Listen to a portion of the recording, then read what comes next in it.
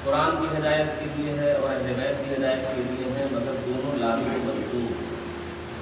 अगर कि हम कुरान मजीद को तन्हा समझना चाहें तो कभी नहीं समझ सकते जब तक कि अहले बैत का सहारा है, और अहले बैत को हम तन्हा कभी नहीं समझ सकते जब तक कि उनको कुरान का सहारा है। अच्छा, दुनिया ने इसी भूल भुलैयों में मुसलमानों को लगा दिया कि फ़कत कुरान ले लो, अहले बैत की ज़रूरत नहीं है, जिसकी वजह से पूरे आलम इस्लाम में इख्तिलाफ पैदा हुआ। और इसमें सऊदिया ने एक बहुत बड़ा काम किया कि कुरान मजीद बाकायदा उन्होंने छपवाया, और जो भी हज बैतुल्लाह के लिए जाता है वापसी पर वो कुरान मजीद एक देते हैं, जिसमें सिर्फ तर्जुमा मौजूद है, तफसीर से कोई उसका ताल्लुक नहीं। और जहाँ तर्जुमा सिर्फ होगा, आप न खुदा को समझ सकते हैं, न खुदा की मखलूक को समझ सकते हैं, न खुदा की तख्लीक को समझ सकते हैं। उन लोगों ने यही किया। वो कुरान, हम भी हज बैतुल्लाह के जब गए थे तो उनको भी ये कुरान दिया, लेकिन सिर्फ तर्जुमे से काम लिया है, और वो भी लफ्जी तर्जुमा। लेकिन ज़ाहिर ग्रामी, आप एक बात याद रखिएगा कि इंसान जब तक कि हकीकत तक नहीं पहुंचेगा, नतीजा जो है वो सही बराबर नहीं हो सकता। एक आम इंसान अगर से कोई गुफ्तगू करता है और अगर वो हकीकत तक नहीं पहुंचता तो इंसान गुमराह हो जाता है कि उनके कहने का मकसद क्या है। जो खालिके बशर है, जो खालिके कलाम है, क्या उसकी गुफ्तगू इतनी आसानी समझ में आ जाएगी जब तक कि मौजूद में कायनात साफ ना हो। लेकिन ये बात तय है कि जो हकीकत तक पहुंच जाता है, उसका ताल्लुक किसी मजहब से हो, तवज्जो जाए तो हकीकत तक पहुंच जाता है, उसका ताल्लुक किसी मजहब से हो। जब हकीकत तक पहुंच जाता है तो हकीकत उसकी जबान पे आ जाता है, हकीकत उसकी जबान पे आ जाता है। अज़ान गरामी मुहर्रम का महीना शुरू होने वाला है, ज़िलहिज्जा शुरू हो गया है और इख्तिताम पर पहुंचने के बाद और एक महीना पहले ही से आलम इस्लाम मुहर्रम के पीछे पड़ जाता है। अब जिन लोगों ने मुहर्रम की हकीकत को समझ लिया है वो मुहर्रम मनाते हैं, जिन लोगों ने नहीं समझा है वो फतवे की शुरुआत शुरू कर देते हैं। हमने एक जुमला कहा ना कि किसी मजहब से हकीकत का ताल्लुक नहीं है, जो भी गौर व फिक्र करेगा वो हकीकत तक पहुंच जाएगा, चाहे वो शिया हो, सुन्नी हो, वहाबी हो, देवबंदी हो, बरेलवी हो, कसे बाशा। अगर जो उसने गौर करना शुरू किया तो हकीकत तक पहुंच जाता है। अज़ान गिरामी बात उलमा को हमने सुना जो उलमा अहले सुन्नत है वो बात उन्होंने कह दी जो अब तक शियों ने भी नहीं कही है। क्यों? इसलिए कि हकीकत को उन्होंने दर्ज किया। एक आलिम अहले सुन्नत की तकरीर में सुन रहा था, उसमें बाकायदा हम इमाम हुसैन अलैहिस्सलाम को क्या कहते हैं? शहीद आजम, सैयदुश शुहदा, यही तो कहते हैं ना, और हकीकत तक पहुंच के कहते हैं। लेकिन अज़ान गिरामी वो आलिम किस हकीकत तक पहुंचा, किस हकीकत तक पहुंचा? हम इमाम हुसैन को सैयदुश शुहदा से खिताब करते हैं कि शहीदों के सरदार है कि नहीं है? वो ये कहते हैं कि चूंकि सैयदुश शुहदा जनाब हमजा को पैगंबर ने कह दिया, लिहाजा हम इमाम हुसैन को सैयदुश शुहदा नहीं कह सकते। लिहाजा ज़ाहिरी तौर से ये बात जो उन्होंने कही है उससे हम आप नतीजा ज़ाहिरन यही निकाल रहे हैं कि इसका मतलब ये है कि इमाम हुसैन अलैहिस्सलाम का से ज्यादा मर्तबा है जनाब अमीर हमजा का। इसलिए लिहाज करते हुए उन्होंने कहा कि हम सैयदुश शुहदा इमाम हुसैन को नहीं कहते, इसलिए कि पैगंबर अमीर हमजा को सैयदुश शुहदा कह चुके हैं। तो फिर क्या कहोगे, क्या कहोगे इमाम हुसैन को? तो बड़ा अच्छा जुमला कहा, वो अल्लाहु अकबर है तो ये शहीद अकबर है।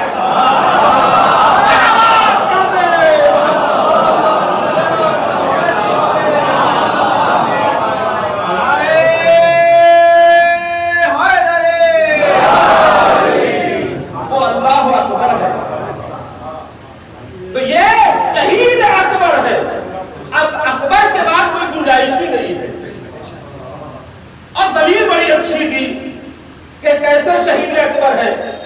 दलील ये देता है कि दुनिया में जो लोग आए हैं दर्जा शहादत के ऊपर जब फायज हो गए तब उनको शहीद कहा गया। मगर इधर हुसैन पैगंबर की गोद में आए हैं, पहला जाकिर खुद है जो शहीद कह रहा है, और पैगंबर की खिदमत में आके जिब्राइल कह रहे हैं कि ये शहीद होने वाला है।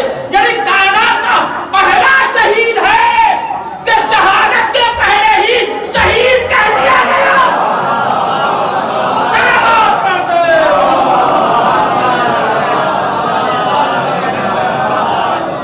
शहादत के पहले शहीद कह दिया गया तो जाहिर सी बात है कि उसको शहीद अकबर के अलावा कोई खिताब नहीं दिया जा सकता है। सलावत पढ़ दे मोहम्मद।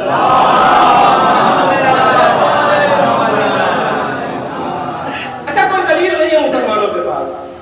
देखिए हकीकत के ऊपर गुफ्तगू हो रही है, भी आऊंगा, जो आयत मैंने पढ़ी उसकी तशरीह में करूंगा।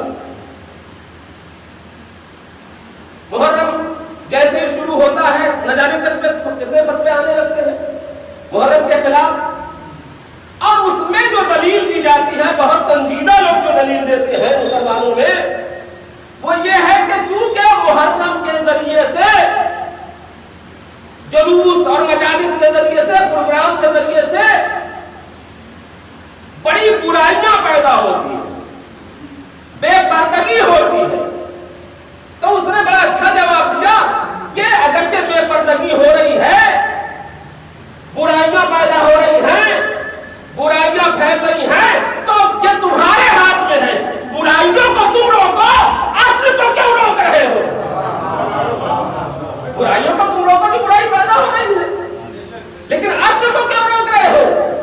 जिसके जरिए से पूरा दीन बचने वाला है या बचा है, उसके जिक्र से क्यों मना किया जा रहा है? तो जानगराम उसका जिक्र से इसीलिए मना किया जा रहा है कि उनके बहुत बड़े बुजुर्ग उनसे साथ में सवाल किया थे, आप गौसे पाक को क्यों नहीं मानते? तो कहां तक तफसीलात हम बताऊंगे, क्यों नहीं मानते? वो अजीम शख्सियत, साहिब करामत, साहिब मुअज्जा, हमारे यहाँ तो बगैर वजू के नाम नहीं लिया जाता। कभी तो ये बात ना कीजिए, इसलिए कि आपके जब बगैर वजू के अल्लाह का नाम ले लिया जाता है तो इनका नाम अगर से बगैर वजू के कहा जा रहा है तो इसका मतलब अल्लाह ने ऐसे भी बढ़ा दिया। तो कहा कि आप लोग क्यों नहीं मानते? बहुत हमारे करीबी थे वो, और इत्तेफाक से हमारे घर में आके वो सवाल कर रहे थे। तो मैंने कहा कि ऐसा है कि बहुत तफसील में हम जाने की गुंजाइश नहीं है, हम क्यों नहीं मानते, हम भी नहीं जानते बहुत ज्यादा, हम भी नहीं जानते बहुत ज्यादा कि हम क्यों नहीं मानते। यह हमारी लाइब्रेरी है और उर्दू में इत्तेफाक से किताब मौजूद है, गुनियतुत तालिबीन नाम क्या है? गुनियतुत तालिबीन, जो खुद बड़े पीर साहब उसके मुसन्निफ है। मार्केट में किताब मिल जाएगी, आप तलाश कर सकते हैं। वो किताब हमने निकाली, हमने कहा ये पूरी किताब नहीं पढ़ना है, सिर्फ एक चैप्टर। हम ये बात तुमने सवाल किया ना कि क्यों नहीं मानते, तो हम जवाब दे रहे हैं उन्हीं की किताब से। खोल के दिखाया तो उन्होंने साफ इमाम गजाली का फतवा लिखा है। देखिए, अगर से कोई अपनी किताब में किसी की बात लिख रहा है तो इसका मतलब ये होता है कि उसकी फिक्र से हवाहंगी है, और अगर से उसकी फिक्र से हवाहंगी ना हो तो अपनी किताब में उसकी बात को जगह दे दे। लिहाजा उन्होंने लिखा बाकायदा इमाम गजाली का फतवा लिखा। इमाम गजाली का फतवा यह था, उसमें लिखा हुआ है कि जिक्र शहादत इमाम हुसैन करना हराम है। हकीकत के ऊपर गुफ्तगू हो रही है, जिक्र शहादत इमाम हुसैन करना हराम है। अच्छा, ये अगर से हराम हराम कहते तो बात खत्म हो जाती। चलिए, अब ये जिक्र शहादत इमाम हुसैन हराम है कहने के बाद उसकी तशरीह कर रहे हैं कि क्यों जिक्र शहादत इमाम हुसैन हराम है करना। इसलिए कि इसके जिक्र करने से लोगों के दिलों में बुग़्ज़ सहाबा भड़कता है, लोगों के दिलों में बुग़्ज़ सहाबा भड़कता है। गोया उन्होंने खुद तशरीह कर दिया, भाई जिक्र हुसैन से इस चीज का क्या ताल्लुक है? जिक्र हुसैन करने से इस चीज का क्या ताल्लुक है कि उसके नतीजे से लोगों के दिलों में सहाबा की तरफ से बुग़्ज़ भड़कता है, नफरत पैदा होती है। ये तशरीह करके उन्होंने बता दिया कि सहाबा का कहीं ना कहीं से नकल है।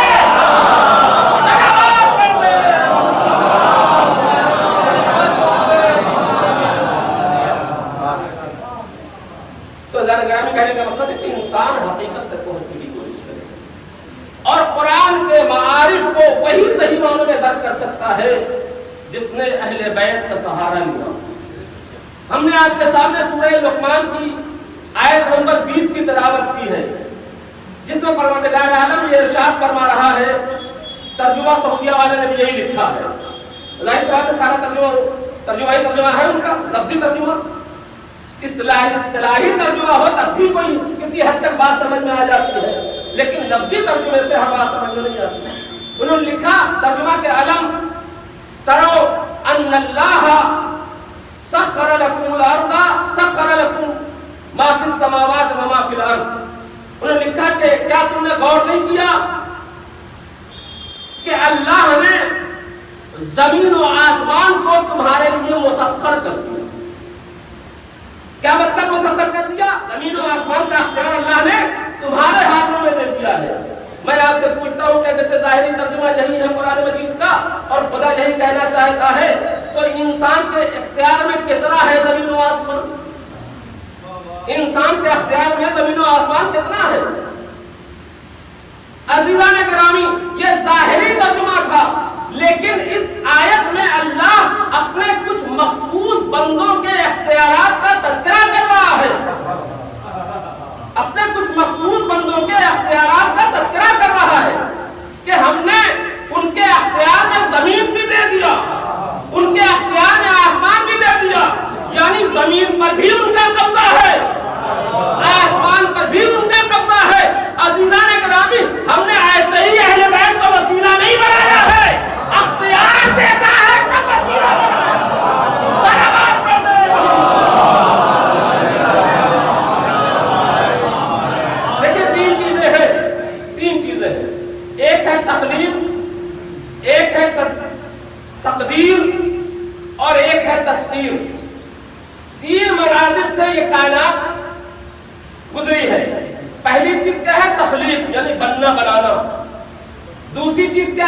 तकदीर, यानी ये हमारे लिए है कि जब हम दुनिया में आए हैं तो हमारा नसीब और हमारा मुकद्दर होगा।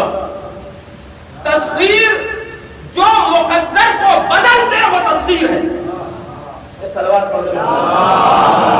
जो मुकद्दर को बदल दे वो तस्खीर है। तो इसका मतलब है कि इस आयत में परवरदिगार आलम अपने मखसूस बंदों के अख्तियार को बता रहा है। इससे मुराद हम और आप या आम लोग नहीं है, बल्कि मखसूस लोग हैं। क्या हमारे आपके अख्तियार में जमीन और आसमान है? हमारे अख्तियार में सूरज और चांद है? नहीं जाने ग्राम, हमारे अख्तियार में नहीं है सूरज चांद, हमारे तसर्रुफ में है, हमारे इस्तेमाल में है। अख्तियार में नहीं है जमीन और आसमान, अख्तियार में नहीं है सूरज और चांद, बल्कि क्या है? हमारे इस्तेमाल में है।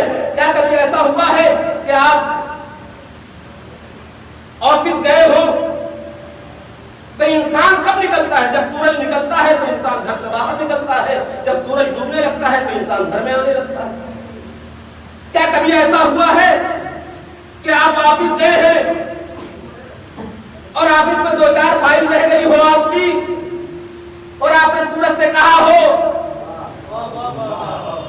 कि रुक जा, अभी न डूबना, इसलिए कि 2-4 फाइल बाकी हो उसको भी कभी आपने कहा? नहीं। क्यों? इसलिए कि वो अख्तियार में नहीं है, हमारे इस्तेमाल में है।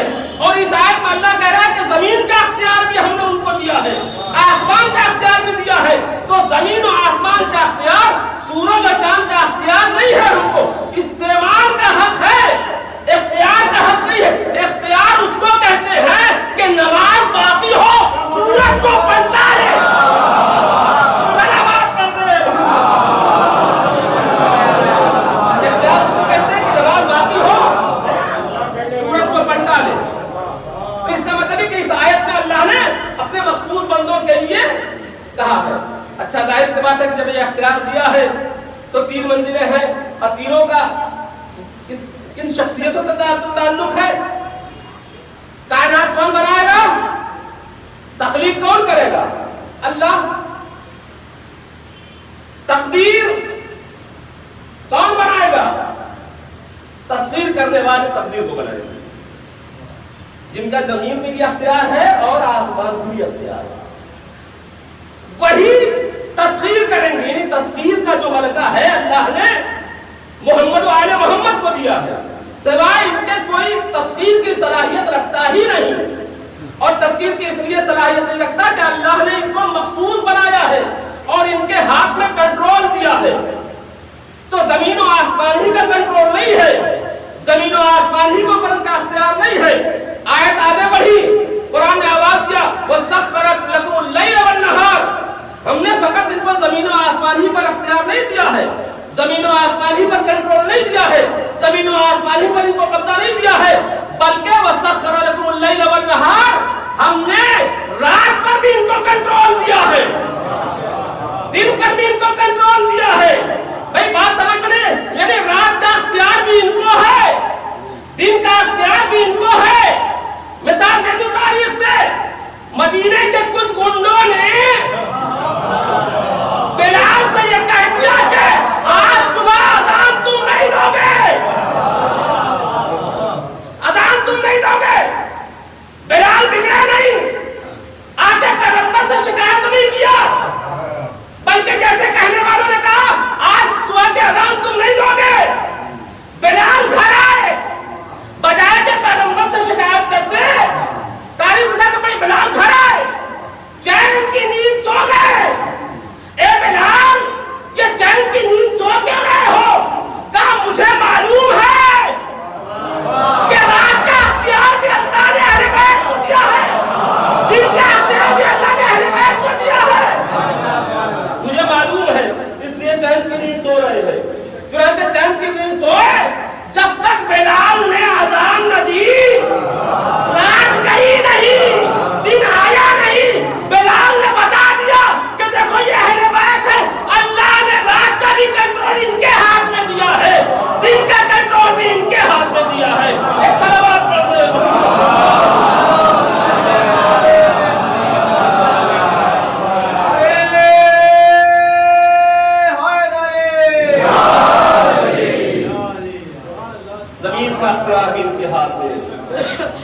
आसमान का अख्तियार भी इनके हाथ में है।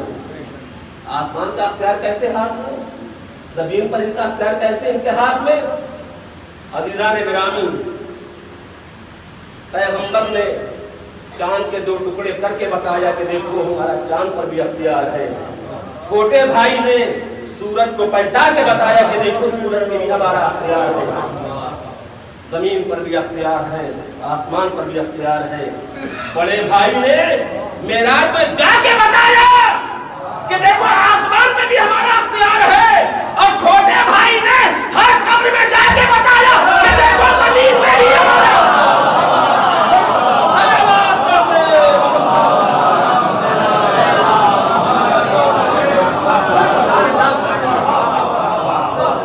ये है मखसूस बंदे जिनके लिए कुरान ये कह रहा है वसख्खर लकुमुल लैल वन नहार।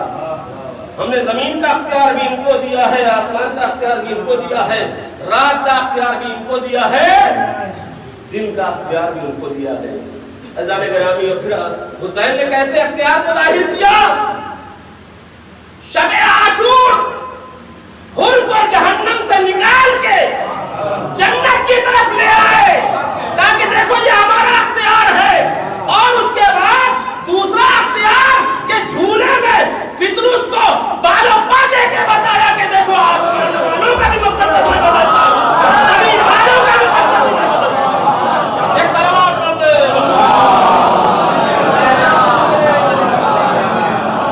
आसमान वालों का मुकद्दर भी हमारे हाथ में है। नारा हैदरी, नारा सलवार। तो जमीन का बस सिलसिले से जमीन का अख्तियार अल्लाह ने इनको दिया, आसमान पर अख्तियार अल्लाह ने इनको दिया, चांद और सूरज पर अख्तियार अल्लाह ने इनको दिया, हर चीज के ऊपर अख्तियार अल्लाह ने दिया। सबसे बड़ा कौन है नबियों में? पैगंबर आजम सल्लल्लाहु अलैहि वसल्लम। अल्लाह ने कहा कि अगर हबीब, हमने अर्श को तेरे अख्तियार में दिया, फर्श को तेरे अख्तियार में दिया, चांद को तेरे अख्तियार में दिया, सूरज को तेरे अख्तियार में दिया, शजर को तेरे अख्तियार में दिया, हजर को तेरे अख्तियार में दिया, सब कुछ तेरे अख्तियार में दिया, मगर एक चीज का अख्तियार आगे मंदिर पे, एक चीज का अख्तियार अल्लाह ने अपने हाथ में रखा। कुरान उठा के पढ़िए, वल नुजूम मुसख्खरातुन बिअम्रे। हर चीज का अख्तियार अल्लाह ने अपने हबीब को दिया, एक अख्तियार अपने पास रखा। किसका? सितारे का अख्तियार। सितारे का अख्तियार अपने हाथ में रखा। ए मेरा बाबूद, जब पूरी कायनात का अख्तियार तूने अपने हबीब के हाथ में दे दिया, तो ये सितारे का अख्तियार अपने हाथ में क्यों रखा? तो जब एक कुदरत आवाज दे इसलिए अपने हाथ में रखा कि नबी की एक बेटी होगी, लोग रिश्ता लेके आएंगे, और नबी खुल्के अजीम के ऊपर फायज डायरेक्ट इनकार नहीं कर सकता। लिहाजा हमने सितारों का अख्तियार अपने हाथ में रख के बताया कि देखो ये मेरे हबीब, जब लोग रिश्ता लेके आए आपकी बेटी का, आप खुल्के अजीम के ऊपर फायज हैं, आप कुछ ना कह पाएंगे, बस इतना कह दीजिएगा जिसके घर पे सितारा हुआ है उसी से ज़हरा की शादी होगी। अब समझ में आया कि सितारे का अख्तियार अपने कब्जे में अल्लाह ने क्यों रखा। ऐसा बात पढ़ते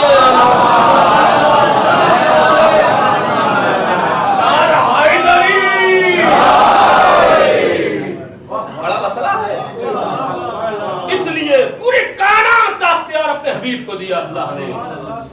सितारों का अख्तियार कहा कि नहीं, वो हम अपने कब्जे में रखेंगे।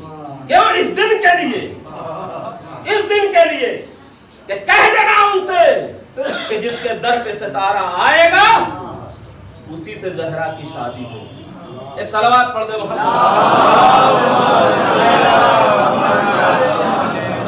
सारी कायनात का अख्तियार अल्लाह ने इनको दिया, मगर सितारे का अख्तियार अपने हाथ में रखा। और जाहिर सी बात है कि पैगंबर खुल्के अजीम के ऊपर फायज, हर घर में रिश्ता आता है। लड़कियां जब जवान होती हैं तो हर घर में रिश्ता आता है, और पैगंबर के घर में भी दस्तूर के मुताबिक आया। लेकिन ये अल्लाह ने अपने जिम्मे क्यों रखा? एक दलील,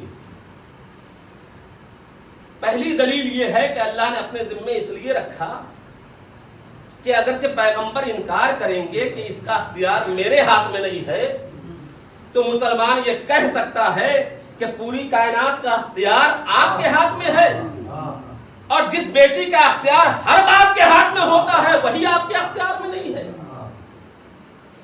तो पैगंबर ने कहा इसलिए हमारे अख्तियार में इस बेटी का रिश्ता नहीं है कि ये बेटी है मासूमा। कोई आम मुसलमान होती तो किसी आम मुसलमान नौजवान मुसलमान को पकड़ के हम रिश्ता कर देते, मगर ये बेटी है मासूमा, ये बेटी हमारी है वो मासूमा है। और गिरामी हम अल्लाह का रसूल कह रहे कि हम जो आए हैं दुनिया में लोगों को मुसलमान बनाने आए हैं, मासूम बनाने नहीं आए हैं। और जिसने मासूम बनाया है वही इसका रिश्ता तय करेगा। मासूम बनाया है, उसने मासूम बनाया है तो वो मासूम ज़ौज भी देगा, मासूम शौहर भी देगा। और यही हुआ जाने गिरामी कि जब ये रिश्ता अल्लाह के जिम्मे हो गया, ये रिश्ता ज़हरा का अल्लाह के जिम्मे हो गया, तो अल्लाह ने भी पूरी कायनात में नजर दौड़ाई। बिल्कुल मुख्तसर कर रहा हूं बयान। अल्लाह ने भी पूरी कायनात में नजर दौड़ाई कि कौन सबसे बड़ा घर है, कौन सबसे बड़ा घर है। एक मर्तबा निगाह कुदरत खुद अपने घर पे जाके ठहरी और आवाज़ कुदरत है, मेरे हबीब 16 रजब को आ जाना, अपनी बेटी का जौहर मेरे घर से ले जाना। सलावत पढ़ दे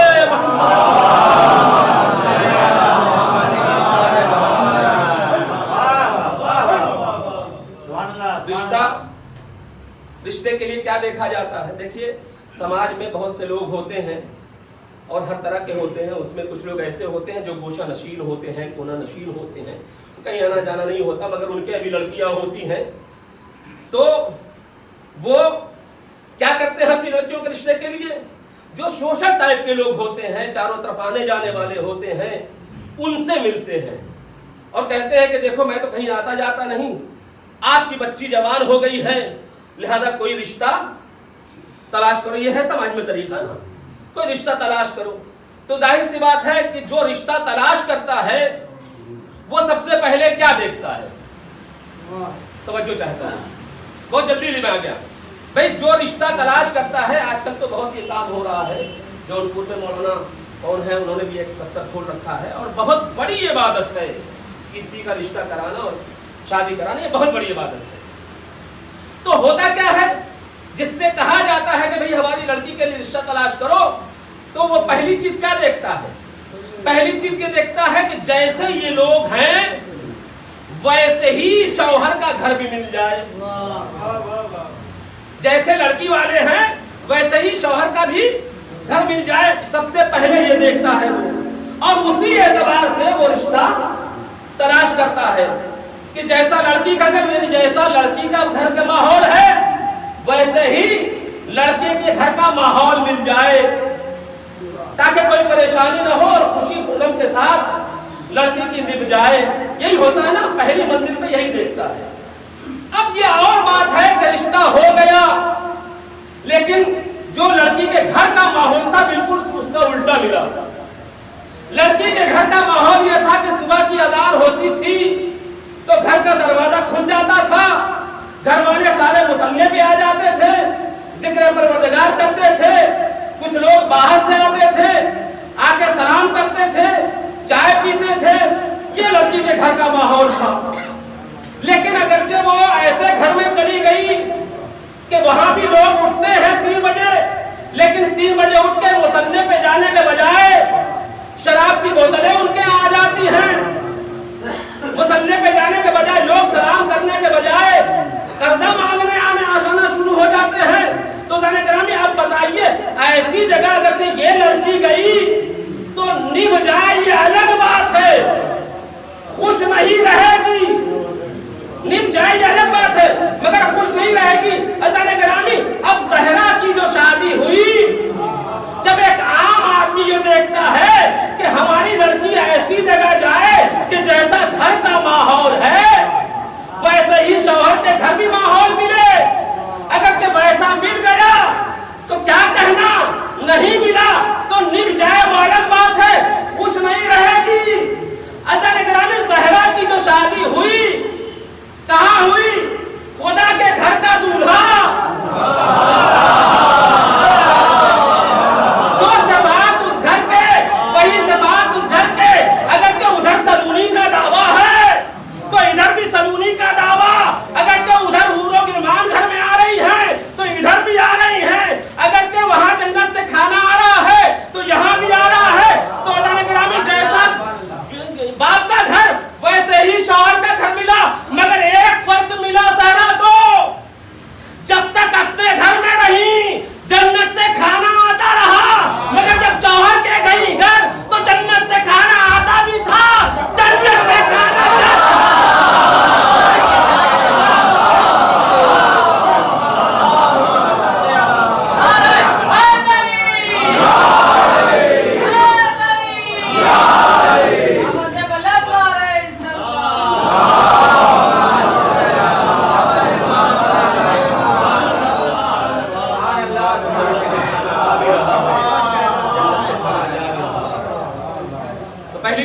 ये देखी जाती है। दूसरी चीज क्या देखी जाती है? रिश्ता तय करने के लिए दूसरी चीज क्या देखी जाती है? दूसरी चीज देखिए, आप ही की के समाज से ये मैं गुफ्तगू कर रहा हूँ, आप ही समाज और मिजाज को लेके, कि दूसरी चीज क्या देखता है? पहली चीज ये है कि लड़का खूबसूरत हो, घर तो तय हो गया। पहली चीज क्या देखता है कि लड़का खूबसूरत हो। दूसरी चीज ये देखता है कि लड़का बहादुर हो। तीसरी चीज ये देखता है कि लड़का सखी हो। ये खूबसूरत क्यों देखा जाता है? ताकि भाई हमाहंगी हो सके दोनों में। तो पहली चीज खूबसूरती देखी जाती है। अब अल्लाह के घर का लड़का है, उसकी खूबसूरती की तारीफ क्या करेंगे भाई? जिसका चेहरा वजहुल्लाह हो, जिसकी ज़बान लिसानुल्लाह हो, जिसका हाथ यदुल्लाह हो, जिसका सीना सदरुल्लाह हो, तब उसकी खूबसूरती में कोई शक होगा? कोई शक नहीं होगा। पहली चीज खूबसूरती देख ली गई। दूसरी चीज क्या देखी गई? कि वो बहादुर हो, शुजा हो। ये बहादुर शुजा क्यों? क्या मतलब? चौराहे पे खड़ा, जिसको चाहा नाक तोड़ दिया, जिसका चाहा हाथ तोड़ दिया? नहीं। बहादुर का मतलब ये हो, शौहर के लिए जो बहादुर देखी जाती, बहादुर का मतलब ये हो कि अगर जो उसके नाखूस के ऊपर कोई हर्फ आ जाए तो कोने के घर के कोने में चुपके बैठ ना जाए, कम से कम मुकाबला करने के लिए बाहर निकले। इसलिए कहा गया है कि वो बहादुर हो, शुजा हो। तीसरे, बखील न हो। बखील न होने का मतलब ये नहीं है कि वो जब चौराहे पे खड़ा होकर लुटाता रहे, नहीं, वहां उसके यहाँ इसराफ ना हो, फजूल खर्ची ना हो। ये तीन सिफत देखी जाती है। और यहां पर क्या खूबसूरत इतना के चेहरा वजहुल्लाह, और बहादुर इतना बड़ा कि बचपने में कल्ला अस्दर को चीर रहा है, जवानी में फतेह खैबर को बुलंद। और सखी इतना बड़ा कि जमीन वाले आ रहे हैं तो ले जा रहे हैं, आसमान वाले आ रहे हैं तो ले जा रहे हैं। ज़हरा की शादी तय हो गई, रुखसती का वक्त आया। रुखसती जब होती है तो क्या होता है? बस आगे बढ़ जाइए। रुखसती जब होती है तो क्या होता है? जहेज दिया जाता है। शरई जहेज क्या है जो पैगंबर ने दिया? चटाई, लोटा, चक्की, बर्तन, यही दिया है पैगंबर ने। लेकिन ज़हरा का जहेज 2 है, इसलिए कि आम बेटी नहीं है। ये ज़हरा का जहेज 2 क्यों है? सवाल ये दो अक्द हुआ, ये तो आपने सुना, लेकिन दो जहेज देखिए, जनाब सैयदा सलावतुल्लाह अलैहा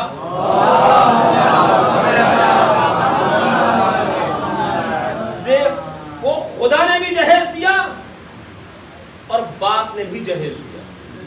बाप ने क्या जहेज दिया? चक्की, लोटा, चटाई, बर्तन।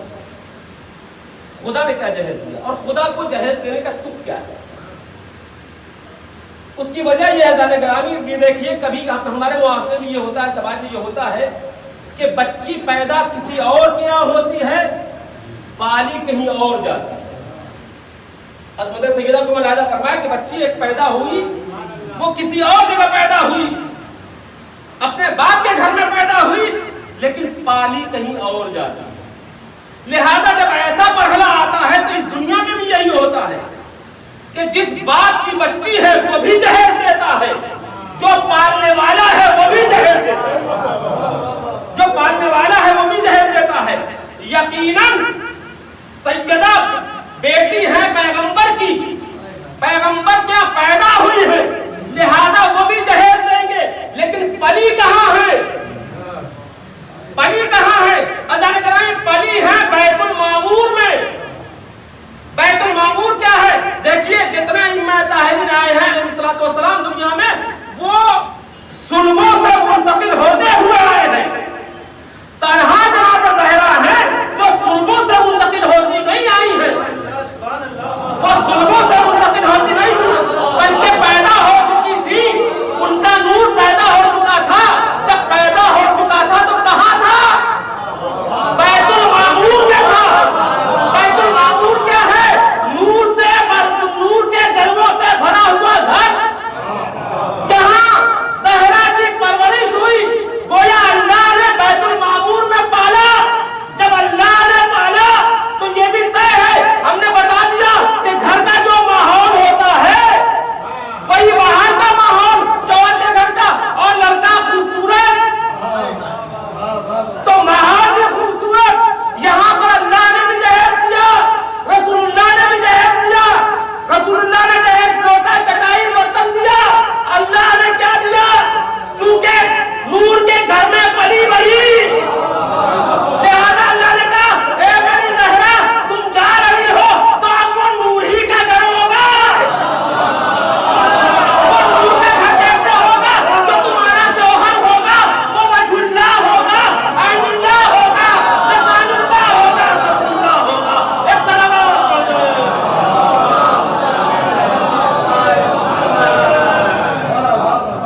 जहां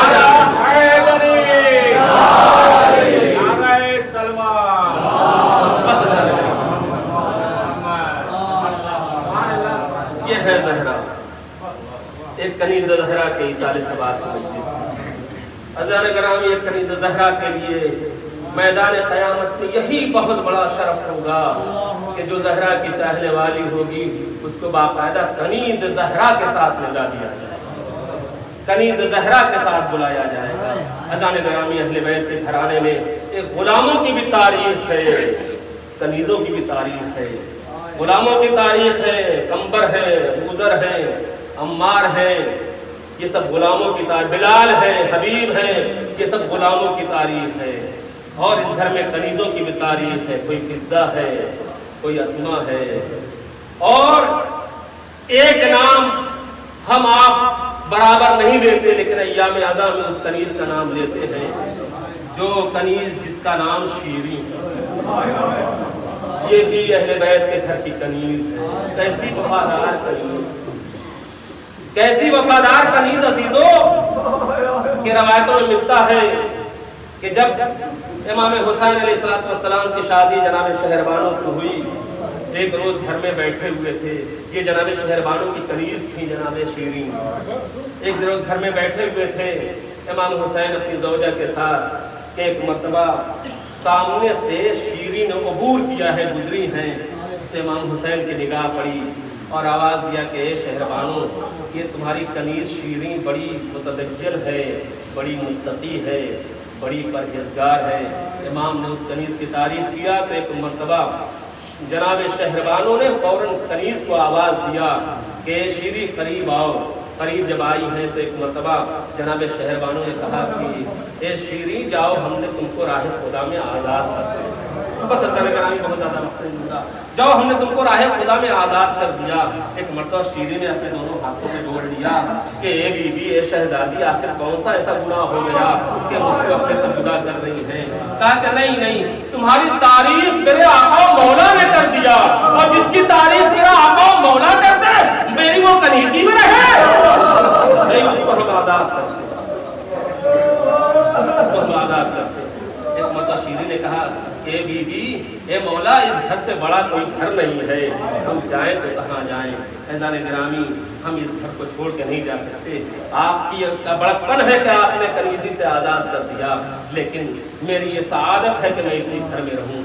हाँ ऐज़ान गिरामी, जनाब शीरी उसी घर में रहने लगी। कूफे का एक रहने वाला है हारिस, जो इमाम हुसैन सलाम का चाहने वाला है।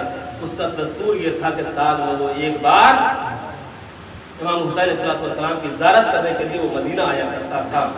उसके बाद जब कनीजी से आज़ादी दी है जनाब शहरबानों ने, उसी के बाद वो हारिस आया है कूफे से, जो इमाम का चाहने वाला था। इमाम की ज़ियारत किया, और जैसे इमाम की ज़ियारत किया तो रवायतों में मिलता है कि इमाम ने शीरी से कहा कि शीरी, ये हारिस हमारा चाहने वाला है, हमारा मुहिब है, हमारा मानने वाला है। हम ये चाहते हैं अगर तुम आमादा हो जाओ तो हम ये चाहते हैं कि तुम्हारा अपने इसके साथ कर दें। ऐज़ान गिरामी, एक शीरी ने कहा अपनी सादतमंदी का इजहार करते हुए कि मौला, आप हमारे आका हैं, आप हमारे मौला हैं, आप हमारे हाकिम हैं, आप जो करेंगे हमको मंजूर है। एक मरतबा जब रजामंदी इमाम हुसैन ने देखी तो एक मरतबा इमाम हुसैन ने फरमाया कि ठीक है, हम अब पढ़ने के लिए तैयार हैं, मगर ये बताओ ए शीरी, तुम्हारा महर क्या होगा, तुम्हारा महर क्या होगा। तो शीरी ने कहा कि जिस इंसान को अहले बैत के दर की कनीजी मिल जाए, दुनिया में उससे बड़ी दौलत क्या हो सकती है, हमको कोई दौलत नहीं चाहिए। तो इमाम हुसैन सलाम ने फरमाया कि नहीं, ये शरीयत का तरीका है। शीरी, कुछ तो बताओ कि तुम्हारा महर क्या होगा। क्या कहना मुहिब अहले बैत कितनी बड़ी चीज है। जब इमाम ने इशरार किया कि कुछ तो बताओ कि तुम्हारा महर क्या होगा, तो एक मरतबा शीरी ने कहा मौला, मौला, बस हम महर में यही रखना चाहते हैं कि हर साल कूफे से मदीने आपकी ज़ियारत करने के लिए ऐज़ान गिरामी हारिस ने कबूल कर लिया और रुखसत होने लगी और चली गई। जनाब शीरी कूफे हारिस के साथ रहने लगी, और जब साल पूरा होने वाला होता था तो मदीने हारिस के साथ आ जाती थी। लेकिन ऐज़ान गिरामी बराबर ये सिलसिला जारी रहा। साल में एक मरतबा आती थी अपने मौला आका की ज़ियारत करने के लिए, लेकिन जब सन 60 हिजरी का ज़माना आया, उस साल जब जनाब शीरी अपने शौहर के साथ आई है तो एक मरतबा रही ज़ियारत किया, और उसके बाद जब जाने लगी तो इमाम हुसैन सलाम ने कहा शीरी, अब जो पलट के देखा तो इमाम बुला रहे हैं। एक मरतबा शीरी करीब आई, कहा कि ये मौला क्यों बुला रहे हैं, आज तक तो ऐसे नहीं बुलाया। कहा कि हाँ शीरी बैठ जाओ, हमने बुलाया इसलिए है। कहा कि क्यों बुलाया मौला। कहा कि शीरी, अगले साल क्या इरादा है, अगले साल क्या इरादा है। एक मतलब शीरी ने कहा मौला, जैसे हर साल आती हूँ अगले साल भी आऊंगी। एक मतलब इमाम हुसैन ने फरमाया ए शीरी, अब अगले साल तुम ना आना, अगले साल हम तुम्हारी ज़ियारत के लिए, अगले साल हम तुम्हारी ज़ियारत के लिए कूफे आएंगे। ऐज़ान गिरामी शीरी वक्त का तय्युम न कर सकी। उसके बाद इमाम ने फरमाया ए शीरी, हम तन्हा नहीं आएंगे, बल्कि हमारे साथ अब्बास भी होंगे, मोहम्मद भी होंगे, कासिम अकबर भी होंगे। एक मरतबा शीरी ने कहा मौला सहे नसीब, अरे आप लोग जब हमारे आएंगे तो हमारे घर के सामने तो फरिश्तों की कतार लग जाएगी। सहे नसीब, आप आएंगे। अभी भी जमाने का तय्युम न कर सकी तो शीरी एक मरतबा इमाम ने लहजा बदला, और लहजा बदलने के बाद कहा कि शीरी, फकत हम ही नहीं आएंगे, फकत भैया अब्बासी नहीं आएंगे, बेटा अली अकबरी नहीं आएगा, भतीजा कासिम नहीं आएगा, बल्कि हमारे साथ ये तुम्हारी शहजादियां भी आएंगी, तुम्हारी शहजादियां भी आएंगी। एक मतलब खुशी का आलम में झूम उठी शीरी, सहे नसीब, क्या किस्मत है हमारी, मौला आइए। बहरहाल ये बात हुई, शीरी चली गई। अब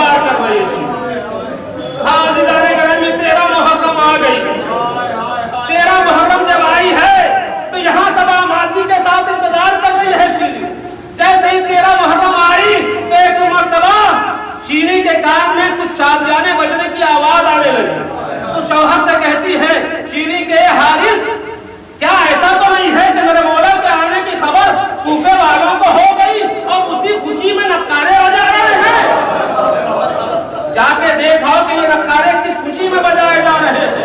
अब जो हारिस आया है तो अजीब मंजर देखा है कि छोटे छोटे बड़े बड़े सर हैं जो लोटे पैदा की है। कुछ बीवियां हैं जो बंधी हुई हैं। एक बीमार है जिसके हाथों में हथकड़ियां हैं, पांव में बेड़ियां हैं, गले में कांटेदार नोक है।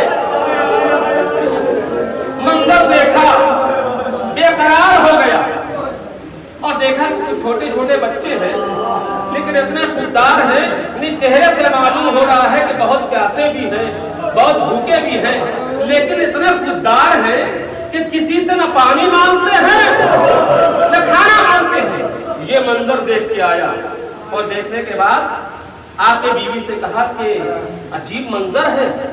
वहां तो मैंने देखा कि कुछ बीवियां हैं जो बंधी हुई है, कुछ सर हैं जो लोटे पैदा के ऊपर है, एक बीमार है जिसके हाथों में हथकड़ियां हैं, पांव में बेड़ियां हैं, मगर कुछ बच्चे हैं जो भूखे लग रहे हैं, प्यासे लग रहे हैं, मगर खुददार इतने हैं कि किसी से कुछ मांगते नहीं।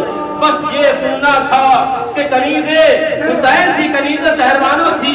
दिल भर आया, फौरन घर के अंदर गई, खाना तैयार किया और पूरा खाना ले आके अपने शौहर के हवाले किया और कहा कि ले जाके उन भूखे प्यासे बच्चों को खिला दो, उन भूखे प्यासे बच्चों को खिला दो।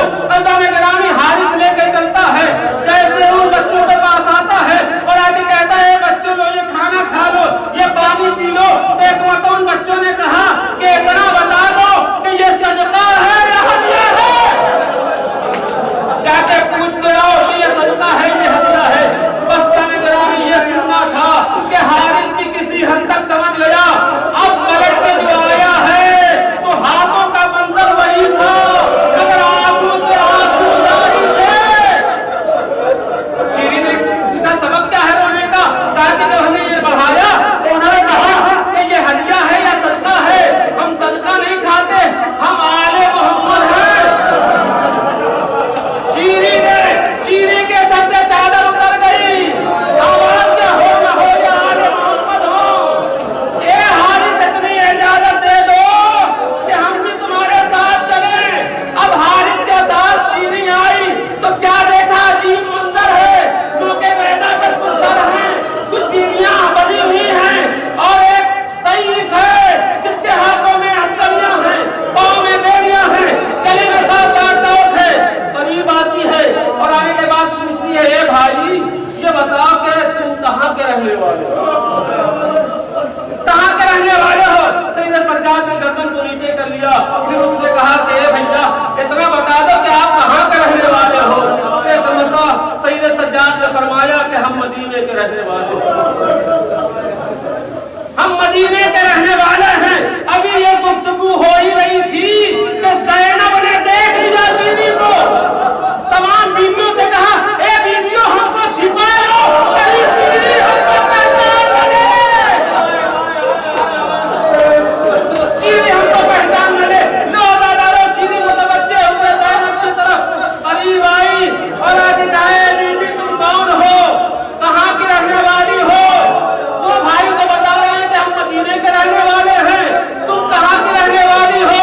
तो एक मतलब ज़ैनब ने कहा कि हाँ बीबी हम मदीने के रहने वाले हैं। बस आखिरी फिक्रा, हम मदीने के रहने वाले हैं। तो एक मरतबा शीरी ने कहा कि मदीने में हमारी शहजादी भी रहती है, मदीने में हमारी शहजादी भी रहती है। तो एक मरतबा ज़ैनब ने कहा कि शहजादी का नाम क्या है, शहजादी का नाम क्या है। ज़ैनब ने पूछा शीरी से कि ये बताओ तुम्हारी शहजादी का नाम क्या है जो मदीने में रहती है। तो एक मरतबा वो 2 कदम पीछे हटी और चारों तरफ लगा दवा के देखा, मजमा था। तो एक मरतबा हाथ जोड़ के जनाब ज़ैनब से कहती है बीबी मुझे माफ करना, ये भरे मजमे में हम अपनी शहजादी का नाम नहीं ले सकते, हम अपनी शहजादी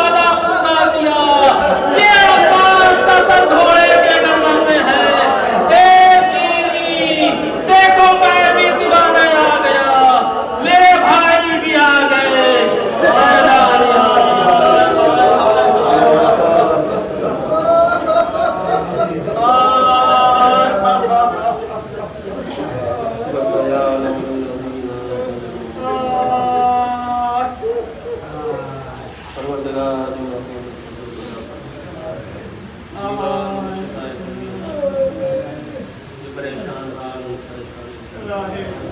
जो मुश्ताक के हकदार परवरदिगार इसकी वबाई बीमारी से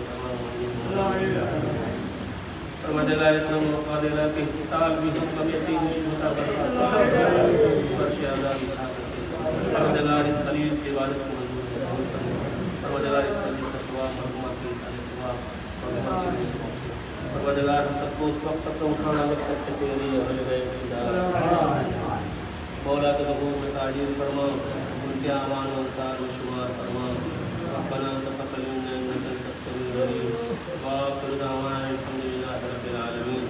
आप हमरा से इल्तिमास है कि तीन वक्त सूरह इखलास की तिलावत करवा के मजलिस का सवाब मरहुमा को इरशाद